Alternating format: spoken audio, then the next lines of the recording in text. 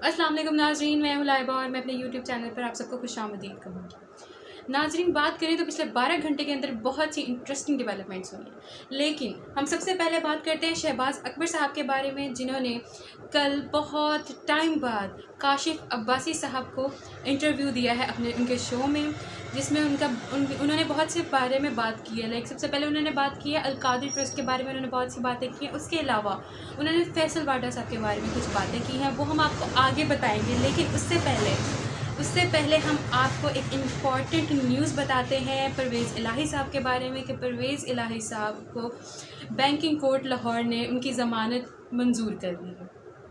ठीक है, अदालत ने उनकी ज़मानत की दरख्वास्त मंजूर कर ली है और 5 लाख रुपए जमा करवाने का हुक्म दिया है। बैंकिंग कोर्ट के जज असलम गोंदल साहब का कहना ये है कि FIA ने परवेज़ इलाही साहब के साथ बहुत ही अदम ताउन पेश किया है। ठीक है, उनके साथ बहुत अदम ताउन का रवैया रखा है।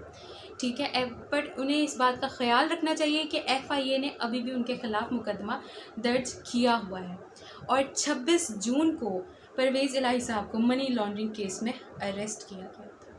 ठीक है, इसके बाद अगर हम आप बात करें कि परवेज़ इलाही साहब को परसों मतलब कल जो पेशी की गई थी, उनकी जो पेशी हुई थी लाहौर हाई कोर्ट में, उसमें उन्होंने उनसे डिस्कशन हुई थी इस बारे में कि जेल में क्या क्या सहूलियात दी जा रही हैं, जेल में क्या मतलब क्या इन्वायरमेंट क्या है जेल का, जिस पर उनका बयान ये था कि जेल में उन्हें कोई भी सहूलियत फ़राहम नहीं की जा रही, जिसपे उनके वकला भी उनके साथ शामिल थे। उनके वकला का कहना ये था कि मेरे मौकल को एयर कंडीशनर नहीं दिया गया।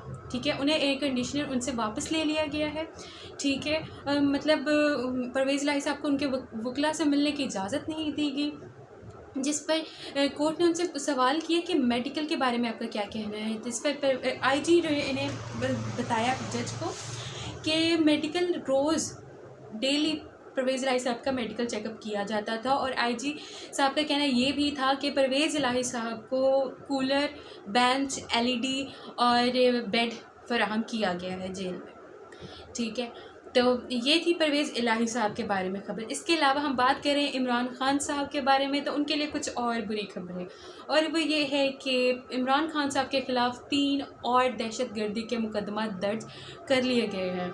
ठीक है, लाहौर पुलिस का कहना ये है कि इमरान खान साहब के ख़िलाफ़ पहले ही 7 दहशतगर्दी के मुकदमा दर्ज थे। ठीक है, और अब इन 3 और मिला के मुकदमात को मिलाकर टोटल 10 हो गए हैं, जिसमें से उन पे जो अब मुकदमा दर्ज किए गए हैं वो हुआ है एक जिनाह हाउस हमला। ठीक है, एक जिनाह हाउस हमला, दूसरा अस्करी टावर हमला और तीसरा वज़ीर आज़म सेक्रेटरीट का हमला। ठीक है, उनके हाउस पे जो हमला किया गया था उसका हमले के 3 मुकदमात दर्ज कर लिए गए हैं, जिसे मिलाकर अब टोटल 10 मुकदमात लाहौर में दर्ज हो चुके हैं इमरान खान साहब के ख़िलाफ़। उसके अलावा बात करें तो पुलिस का कहना ये है कि इमरान खान साहब के ख़िलाफ़ पंजाब के मुख्तलिफ़ अज़ला में टोटल 19 केस दर्ज कर लिए गए हैं दहशतगर्दी के।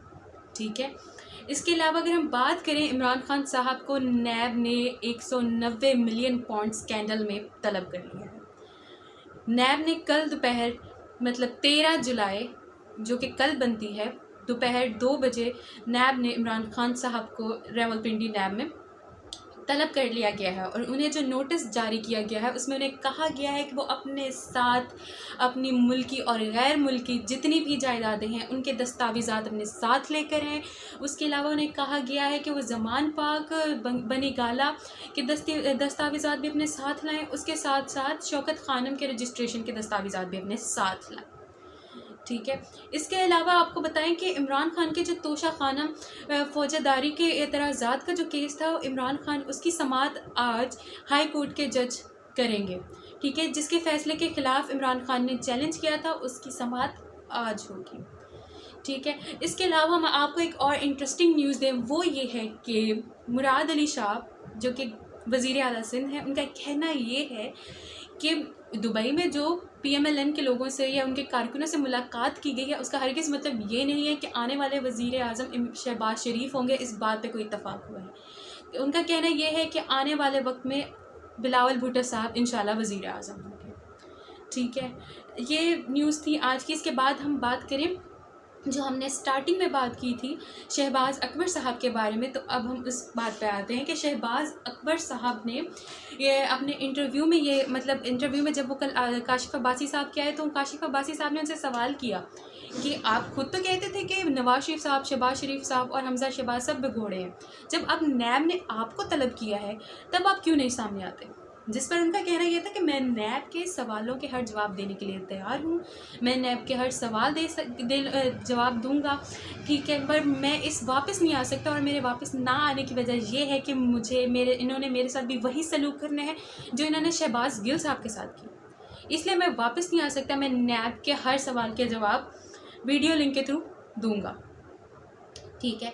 इसके अलावा उन्होंने अलकादी ट्रस्ट के बारे में ये कहा कि अलकादी ट्रस्ट केस तो बनता ही नहीं है, ये केस तो है ही एनसीए और मलिक रियाज के दरमियान। एनसीए जो कि नेशनल क्राइम एजेंसी है यूके की, उनका और मलिक रियाज साहब का है, ठीक है। जब उनसे हमारी बात हुई थी उन्होंने ये कहा था कि वो पैसे वो मलिक रियाज साहब को भेजेंगे और वो आगे से सुप्रीम कोर्ट, जैसे कि उनके साथ साथ इमरान खान साहब ने भी यही कहा था, इमरान खान साहब का भी यही कहना था कि ये पैसे अभी भी सुप्रीम कोर्ट में मौजूद हैं, वहाँ से ले लें, ठीक है। ये बात की उन्होंने अलकादी ट्रस्ट के बारे में। उसके अलावा हम बात करें तो फैसल वाडा साहब के बारे में उन्होंने क्या कहा। फैसल वाडा साहब के बारे में उनका कहना ये था कि फैसल वाडा साहब बहुत बड़े झूठे हैं, इनसे बड़ा झूठा मैंने नहीं देखा। इन्होंने आज तक, ठीक है, किसी तंजीम में किसी भी चीज़ में कोई तनकीद नहीं की, ठीक है, और आज 3 साल बाद उन्हें याद आ गया है कि उन्होंने इस पे तनकीद की थी, ठीक है। किसी काबीना पे इनकी कोई तनकीद नहीं थी और अब ये कह रहे हैं कि मैंने इस पे तनकीद की थी। ये कहना था शहबाज अकबर साहब का, ठीक है। तो ये थी आज की न्यूज़। तो वीडियो अच्छी लगी हो तो चैनल को सब्सक्राइब करना और शेयर करना मत भूलिएगा। आपसे मुलाकात होगी इंशाल्लाह अगली वीडियो में, तब तक के लिए अल्लाह हाफ़िज़।